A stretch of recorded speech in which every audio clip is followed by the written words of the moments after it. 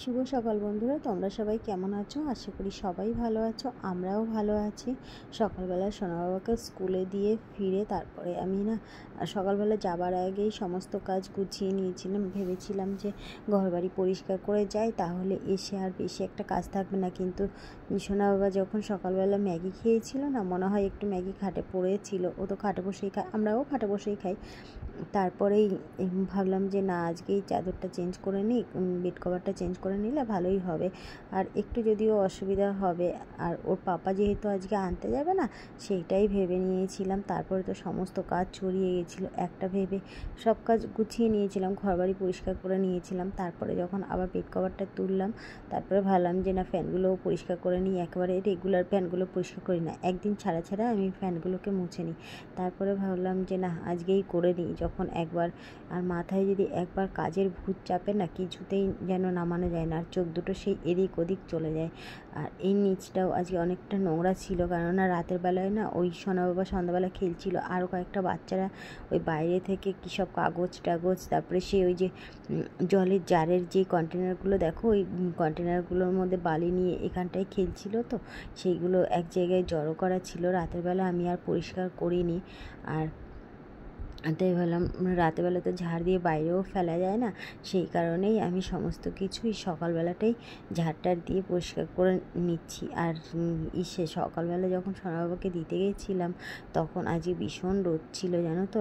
তারপরে যখন ফিরে এসেছিলাম না, ভালো লাগছিল না, একটুখানি ভাবলাম বসবো, কিন্তু বসতে বসতে সেই অনেকটাই সময় পেরিয়ে গেছিলো। তারপরে একটুখানি জল টল খেয়ে বসে নিয়েছিলাম, তা না হলে আর পারছিলাম না। আর নুন চিনির জল খাওয়া যায়, কিন্তু নুন চিনির জল খেলে না কেমন যেন আমার তেষ্টা মেটে না, ওই কারণে আমি নুন চিনির জলটা খাই না। আর সমস্ত ঘরবাড়িগুলো এদিকটা মুছে নিয়েছিলাম, মুছে নিয়ে এই দেখো পুরো ভেজা রান্নাঘরটা, ওই কারণে ভাবছি কি করব না করব। তারপরে দেখলাম না, বাইরেটা আগে পরিষ্কার করে আসি। বাইরেটাও পরিষ্কার করে হাত মুখ ধুয়ে নিয়েছিলাম, আর জামা কাপড় ধুইনি, করে নিয়ে এদিকে আমি ঘরটা একবার মুছে নিয়েছিলাম, জানো তো। আজকে আমাকে 3বার ঘর মুছতে হলো। একবার সকালবেলা আমি ঘরটা মুছে নিয়ে রান্নাঘরে চলে গেছিলাম, তারপরে এই যে আমি জলটা খেলাম, জলের বোতলটা রেখেছি, জলের বোতলটা পড়ে গেছে। আমি না বুঝতে পারিনি, জলের বোতলগুলো নিতে এসেছিলাম ভরবার জন্য, এসে দেখি যে জলটা না পড়ে গেছে, বোতলটা ঠিক করে আমি লাগাইনি। তার জন্য সেই আবার ঘরটাকে আমাকে মুছতে হলো, এই বাসন টাসনগুলো মেজে নিয়ে। আর অনেক বাসন জমে যাচ্ছে। সে কী হচ্ছে বলো তো, গরমের মধ্যে তো ভাবছি কি একেবারে, আর বাসন মাজলে না গায়ের মধ্যে সেই ঘাম হয়ে যায়। তারপরে সে এমনি তো বাসন মাজলে পরে একটা জল ছিটকায়, তারপরে সেই ঘামের জল, ওই কারণে না একটু একটু করে বাসনগুলো জমে যায়। শীতকালে এক হয় আর গরমকালে আর এক হয়। যাই হোক, কিছু করার নেই। তারপরে আবার ঘরটাকে আমি মুছে নিলাম, তারপরে আমি রুটি করতে এসেছিলাম, আর অনেকটা দেরি হয়ে গেছিলো। ওর পাপা গিয়েছিলো ওকে আনতে, ওকে নিয়ে আসার পরেই আমরা খাই। আর সকালবেলা ও কীভাবে টিফিন খায় না খায়, সেদিনকার আমি যেমন দিয়েছিলাম ডিমের অমলেট আর চিজ দিয়ে করে দিয়েছিলাম, বলেছিল খাবো না, কিন্তু ওখানে গিয়ে খেয়েছিল, বললো ভালো লেগেছে, সুন্দর লেগেছে, সেটাই বললো, ভালো লাগলো। আবার আজকে দিয়েছিলাম সেই বিস্কিট, আর কয়েক রকমের বিস্কিট, সেই কি পিয়ারা, তারপরে সেই অরিও বিস্কিট, আর একটা জিম জ্যাম বিস্কিট, তারপরে সেই একটু তরমুজ, এইসব কেটে দিয়েছিলাম।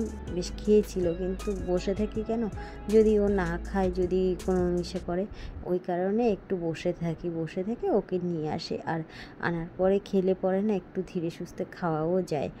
তারপরে ওকে এনে একটু ওআরএসের জল দিয়ে তারপরেই আমি একটু বসেছিলাম। আর এদিকে দেখো, আমি 2টো করে রুটি নিয়ে যাচ্ছে ওর পাপা এখন, কিন্তু আমি 3টে করে রুটি করছি কেন, একটা রুটি ওই মিনিদের জন্য রেখে দিচ্ছি, অর্ধেকটা ওরা দুজনে সকালের দিকে খায়, আর অর্ধেকটা যখন বিকালবেলা ঘুম থেকে উঠি তখন অর্ধেকটা রুটি দিই। একটা রুটি ওরা একবারে খেতে পারে না, আর সেই না খেতে পারলেও যে অন্য বিড়াল এসে খাবে সেটাও খাচ্ছে না। যদি মাছ ফাছ হয় তাহলে আবার ওদেরকে তাড়া করে অন্য একটা ছেলে বিড়াল আছে, ওই বিড়ালটা খেয়ে নেয়, কিন্তু রুটি ফুটি দেখি না খায়। আর আমাদের মিনিটা না মুড়ি খেতে পছন্দ করে, কিন্তু এই ছোটোটা আবার মুড়ি খেতে পছন্দ করে না খুব একটা। আর এদিকে দেখো, শশাগুলো কি সুন্দর এনেছিলাম আজকে আসার সময় না, একটুখানি বাজারে ঢুকেছিলাম, বাজার থেকে শশা নিয়ে এসেছিলাম, শশা কুমড়োগুলো নিয়ে এসেছিলাম, আর কুমড়োটাকে কেটে ফ্রিজে রেখে দিয়েছিলাম।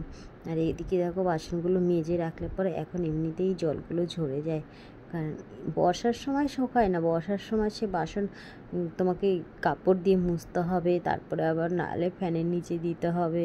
বর্ষার সময় জামা কাপড়ও যেমনি শোকায় না, বাসনও তেমনি শোকায় না। দেখো সেই রুটিটা ঠান্ডা হয়ে গেছে, অর্ধেকটা আমি একটা কন্টেনারে রেখে দিয়েছি আর অর্ধেকটা ওদেরকে দিতে এসেছিলাম। দেখো কি রোদ আজকে বাইরেটায়। আজ জানো তো যখন রান্না করছিলাম না, মনে হচ্ছিল কি এক্ষুনি মনে হয় পড়ে যাবো রান্না করতে গিয়ে, মানে সে কেমন একটা হচ্ছিল। তারপরে খুব তাড়াতাড়ি রান্নাটা যে কীভাবে করেছি আমি নিজেও জানি না। আর সোনাবাবু, আমার শরীর খারাপ লাগলে না ওকে আরও বেশি করে আমি নুন চিনির জল দিই, ওআরএসের জল দিই, ওকেই যেন আরও বেশি করে দিই নিজের শরীরটা খারাপ থাকলে। তারপরে তাড়াতাড়ি করে রান্না করে না রান্নাঘরটা আর পরিষ্কার করতে পারিনি। রান্নাঘরটা ওইভাবেই আমি রেখে দিয়েছিলাম, সেই স্নান করে নিয়েছিলাম, কিন্তু স্নান করেও না শরীরটা ভালো লাগছিল না। তারপরে সেই বিকালবেলা ঘুম থেকে উঠে আবার সেই রান্নাঘর পরিষ্কার করলাম, বাসনগুলো মেজে নিয়েছিলাম, আর এদিকে ওর পাপার টিফিনটা রেডি করে দিয়েছি। বললাম না এখন 2টো করে রুটি নেয়, ওই 2টো করেই রুটি নেয়। আর দেখো এই ডালটা না খুব সুন্দর, আগেরবার আমাদের ডালটা এনেছিল এত বাজে ছিল।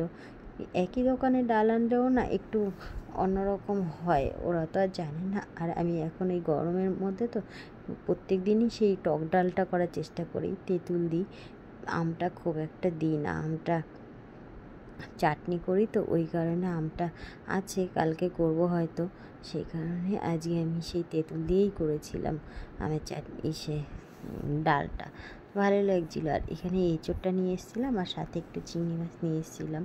এই চিংড়ি মাছ ছাড়াতে গিয়েই অনেকটা সময় লেগে যায়, কিছু করার নেই। তবুও ভালো, যে জিনিস খেতে ভালো সেই জিনিস তো ইসে করতে সময়ই লাগবে, রান্নাবান্না করতে। আর দেখো বললাম না যে আজকে সেই সব ঘরবাড়ি পরিষ্কার করার পরেই মনে হলো না বেড কভারটা চেঞ্জ করে দিই। ওই চেঞ্জ করতে গিয়ে এটা ওটা সেটা করতে করতে অনেকটা বেলা হয়ে গেছে।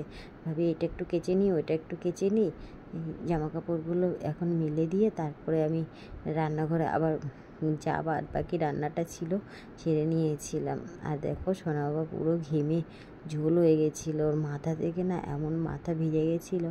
ওর চুলটা কাটাতে হবে, কিন্তু সময়ই হচ্ছে না, কে নিয়ে যাবে ওকে চুলটা কাটাতে, কে কী করবে সেটাই বুঝতে পারছি না। আমার তো সেই রান্না করে উঠতে উঠতে অনেক বেলা হয়ে যায়, তারপরে আবার ওকে স্নান করাতে হয়। এবার তখন যদি আমি নিয়ে যাই তাহলে তো দোকানই বন্ধ পাবো। আর এদিকে দেখো আজকে কী করেছিল, সেই ওয়াটার বোতলের মনে হয় ঢাকনাটা খুলে গেছিলো ব্যাগের মধ্যে, পুরো সমস্ত বই ভিজে গেছিলো, আবার এসে রোদে দিয়ে দিয়েছি। আর এই দেখো রান্নাবান্না সব সেরে স্নান করে চলে এসেছি, এখন সোনাবাবাকে খাইয়ে দেবো, সেই কারণেই চলে এসেছিলাম। আর ওদিকে ওই বরবটিটার সবজি, এদিকে এঁচোড় চিংড়িটা না খুব সুন্দর হয়েছিল। আমি যখন খেয়েছিলাম তখন দেখছিলাম একটু ঝালটা বেশি হয়ে গেছিলো।